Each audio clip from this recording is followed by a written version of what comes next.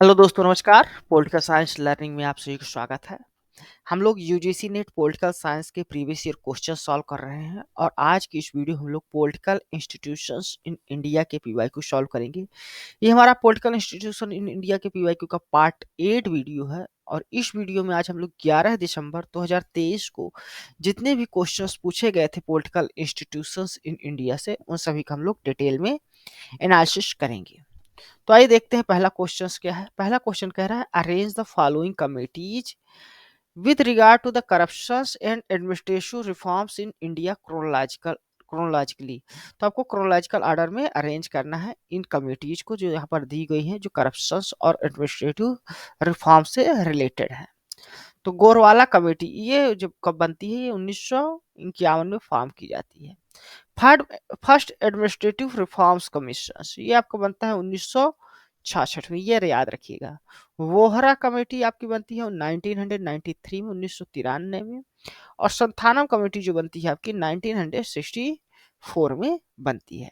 तो सबसे पहले बनती है आपकी गोरवाला कमेटी, फिर उसके बाद संथानम कमेटी बनती है, फिर एआरसी बनती है फर्स्ट एडमिनिस्ट्रेटिव रिफॉर्म कमीशन, फिर वोहरा कमीशन आता है। यानी कि यहाँ पर आपका जो करेक्ट आंसर होगा वो थर्ड नंबर आपका option A D B C ये होगा। ठीक ना।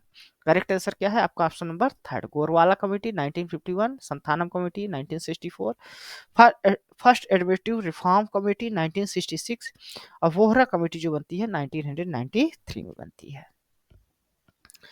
नेक्स्ट क्वेश्चन है under which of the following article of the Indian constitution the state legislature has power to make provision with respect to the election to such legislature. यानी किस article के तहत state legislature जो body है उसको ये power दी गई है तो वो अपने स्टेट्स के लेजिस्लेचर के इलेक्शंस के लिए कुछ प्रोविजंस बना सकती है। तो ये दिया गया है आर्टिकल 328 में। ठीक ना। तो article 328 of the Indian constitution जो है वो स्टेट लेजिस्लेचर को पावर देता है कि वो प्रोविजंस बना सके इलेक्शंस के लिए लेजिस्लेचर ऑफ द स्टेट्स के लिए। लेकिन ये जो प्रोविजंस बनाए वो जो प्रोविजन ऑफ द कॉन्स्टिट्यूशन में दिया गया है या एनी जो लॉ बनाए गए हैं पार्लियामेंट के द्वारा उसके उससे कंट्राडिक्टी ना रहे। ठीक ना। आर्टिकल 324 जो है वो इलेक्शन से संबंधित, इलेक्शन कमीशन से संबंधित है, जिसमें बात की गई है कि इलेक्शन कमीशन जो है तो सुपरिटेंडेंस करेगा, डायरेक्शन देगा और कंट्रोल करेगा जो इंटायर इलेक्शंस होता है इंडिया पार्लियामेंट के या प्रेसिडेंट का, उन सभी को कराने की जिम्मेदारी इलेक्शन कमीशन ऑफ इंडिया की होगी। इसी प्रकार आर्टिकल 326 जो है वो एडल्ट सफरेज की बात करता है, जिसमें 18 वर्ष से 18 से ऊपर वाले जितने भी व्यक्ति हैं उन सबको वोटिंग राइट्स दिया जाता है। और आर्टिकल 352 जो है वो इमरजेंसी से रिलेटेड है, जिसमें नेशनल इमरजेंसी जो लगाई जाती है राष्ट्रीय आपातकाल उससे रिलेटेड है। नेक्स्ट क्वेश्चन है विच of the following is right characteristic of the composition of public account committee. तो यहाँ पर पब्लिक अकाउंट कमेटी के बारे में कुछ स्टेटमेंट दिए हैं, आपको बताना है उसके बारे में कौन सा स्टेटमेंट करेक्ट है। Public account committee is composed only Lok Sabha members. तो क्या लोकसभा मेंबर नहीं होते? नहीं, इसमें लोकसभा और राज्यसभा दोनों के मेंबर होते हैं।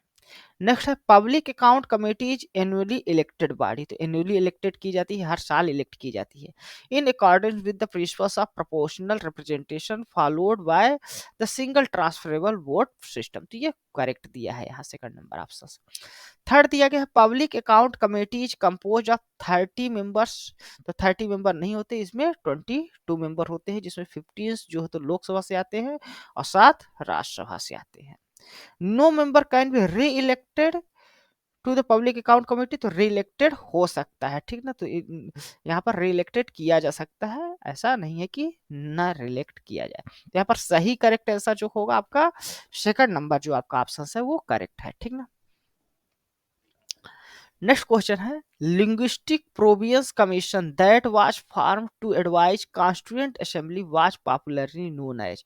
तो लिंग्विस्टिक प्रोवियंस कमीशन जो बनी गई थी, जो कॉन्स्टिट्यूएंट असेंबली जो स्टेट्स के फॉर्मेशंस के लिए बनाई गई थी, एडवाइस देने के लिए कि जो स्टेट्स हैं उसके आधार पे बनने चाहिए, कॉन्स्टिट्यूएंट असेंबली के द्वारा बनाई गई थी। तो इसको पॉपुलरली क्या कहा जाता है? धर कमीशंस के नाम से ये जाना जाता है। मेनन कमीशंस भी नहीं होगा, मुखर्जी कमीशंस भी नहीं होगा और बोस कमीशंस भी इसका आंसर नहीं होगा। क्या है करेक्ट आंसर? धर कमीशन।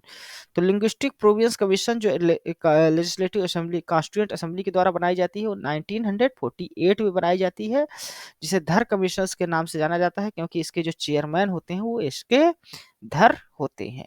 ये जो एडवाइस देते हैं ये कहते हैं कि जो स्टेट का रीऑर्गेनाइजेशन है लिंग्विस्टिक लाइंस पे आधार पे नहीं होना चाहिए। एडमिनिस्ट्रेटिव कन्वीनियंस के आधार पे ये रिकमेंड देते हैं कि जो स्टेट्स का रीऑर्गेनाइजेशन हो वो एडमिनिस्ट्रेटिव कन्वीनियंस के आधार पे हो, ना कि लिंग्विस्टिक बेसिस पे।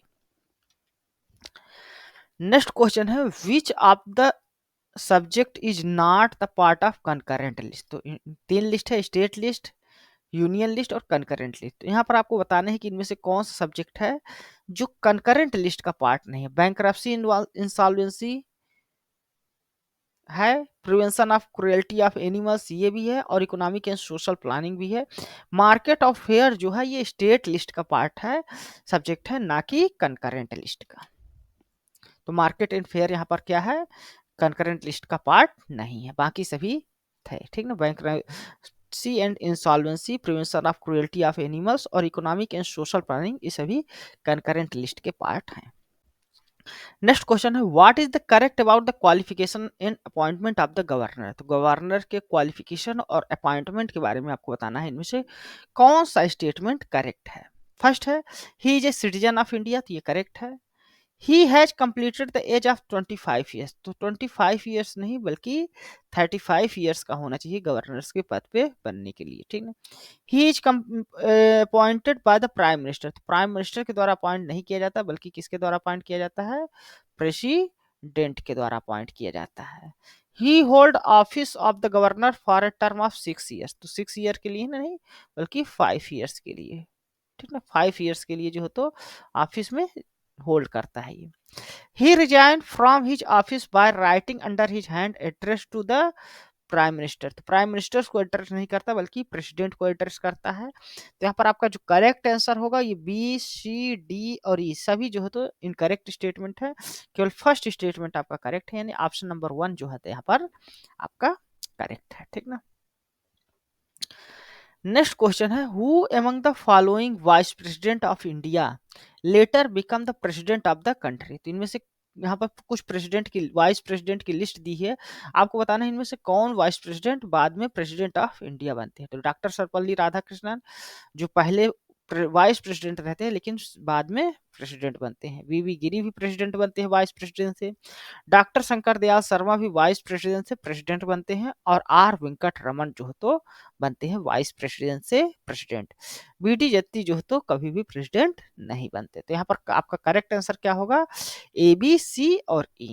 यहाँ पर correct answer A B C E, fourth number जो आपका ऑप्शन है वो यहाँ पर करेक्ट है। ठीक ना, बीडी जत्ती जो है तो एक्टिंग प्रेसिडेंट का के रूप में कार्य करते हैं लेकिन इलेक्टेड प्रेसिडेंट के रूप में कभी भी वो कार्य नहीं करते। तो कभी प्रेसिडेंट के रूप में, इलेक्टेड प्रेसिडेंट के रूप में बीडी जत्ती नहीं बनते बाद में।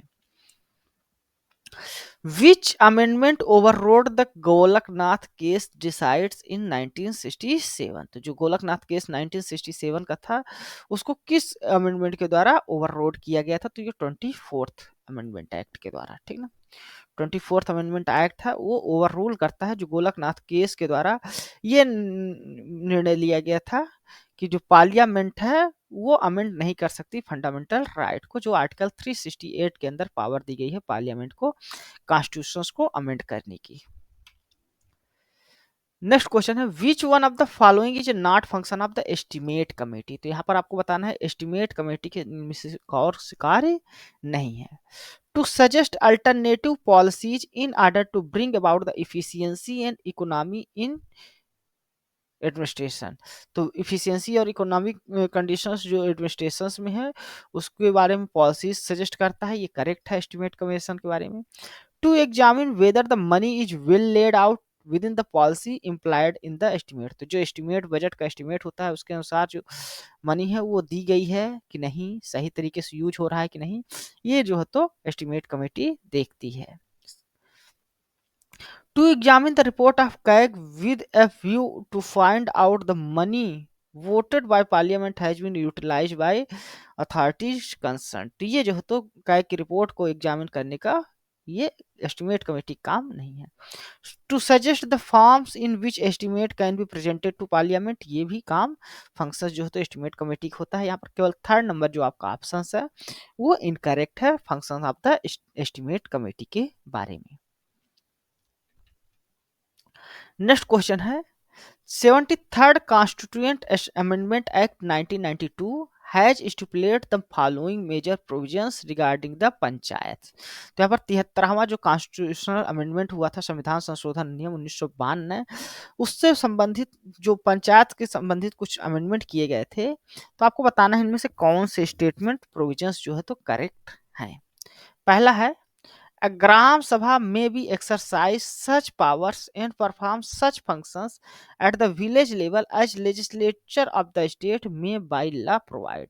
तो ग्राम सभा जो होती है उसको लगभग उसी तरह की पावर दी गई है जिस प्रकार के लेजिस्लेचर ऑफ द स्टेट्स को कुछ पावर्स दी गई है। तो ये उसी तरह के कुछ रूल्स कानून जो है तो ग्राम सभा बना सकती है विलेज लेवल पे, विलेज के फंक्शंस के लिए, परफॉर्मेंस के लिए। तो ये बात करेक्ट है, ठीक ना। A finance commission to be constituted every 5th year by the governor of a state to review the financial positions of the panchayat and to make recommendation to the governor। तो एक finance commission बनेगा हर 5 साल में जिसको governors के द्वारा, state के governors के द्वारा बनाया जाएगा, जो रिव्यू करेगा जो फाइनेंशियल पोजीशंस है पंचायत की, और उसको गवर्नर जो है उसको रिकमेंड करेगा कि पंचायत को कितने फाइनेंस की आवश्यकता है। तो ये बात भी करेक्ट है, ठीक ना, ये भी प्रोविजंस जोड़ा गया था। नेक्स्ट क्वेश्चन है the legislature of the state can not endowed with panchayat with any more powers and authority for their functioning in the institutions of self government. तो यहाँ पर कहा जा रहा है कि जो स्टेट लेजिस्लेचर है वो पंचायत को और पावर नहीं दे सकता या अथॉरिटी नहीं दे सकता उनके सेल्फ गवर्नमेंट्स के लिए, फंक्शनिंग के लिए। तो यहाँ पर ये स्टेटमेंट इनकरेक्ट है, बल्कि स्टेट लेजिस्लेचर को ये पावर दी गई कि वो पंचायत को चाहे तो और भी पावर्स दे सकता है और भी अथॉरिटीज दे सकता है उसके सेल्फ गवर्नमेंट के लिए। तो यहाँ पर सी स्टेटमेंट आपका इनकरेक्ट है, ठीक है। डी स्टेटमेंट कह रहा है an election to constitute a panchayat shall be completed before the expiration of a period of 6 months from the date of its dissolution. तो जिस दिन से ये समाप्त हो जाएगा उसके एक्सपायरमेंट के 6 महीने पहले ही इलेक्शंस करा लिए जाना चाहिए। ये बात भी बिल्कुल सही है। तो यहाँ पर ए, बी और डी जो यहाँ पर दिया गया है स्टेटमेंट वो करेक्ट है, केवल सी स्टेटमेंट आपका यहाँ पर करेक्ट नहीं है। तो यहाँ पर करेक्ट आंसर क्या होगा आपका option number A B D किस में है, ए बी डी आपका थर्ड नंबर जो आपका ऑप्शन है वहां पर वो आपका यहाँ पर करेक्ट है, ठीक है ना। करेक्ट आंसर क्या है ऑप्शन नंबर थर्ड आली। एक ग्राम सभा जो होती है उसके पास एक पावर होती है को पावर है होती है परफॉर्म करे फंक्शंस को विलेज लेवल में जिस प्रकार स्टेट लेजिस्लेचर कार्य करता है, ठीक है। बाकी स्टेटमेंट आपका बी नंबर भी सही था, third number C number statement बस आपका इनकरेक्ट था और डी भी आपका करेक्ट स्टेटमेंट था। तो धन्यवाद दोस्तों, ये था हमारा पॉलिटिकल इंस्टीट्यूशंस इन इंडिया के पार्ट 8 वीडियो जिसमें 11 दिसंबर 2023 को जितने भी क्वेश्चंस आए हुए थे उसको हमने यूजीसी नेट एग्जाम्स में उसको हमने यहाँ पर सॉल्व किया है। यह वीडियो आपको कैसा लगा है अपने कमेंट्स के माध्यम से हमें जरूर बताइएगा। साथ ही साथ आप हमारे इस वीडियो को लाइक करें, हमारे इस चैनल को सब्सक्राइब करें ताकि जो इस तरह की वीडियोज हैं वो आपको मिल सके। धन्यवाद, थैंक यू।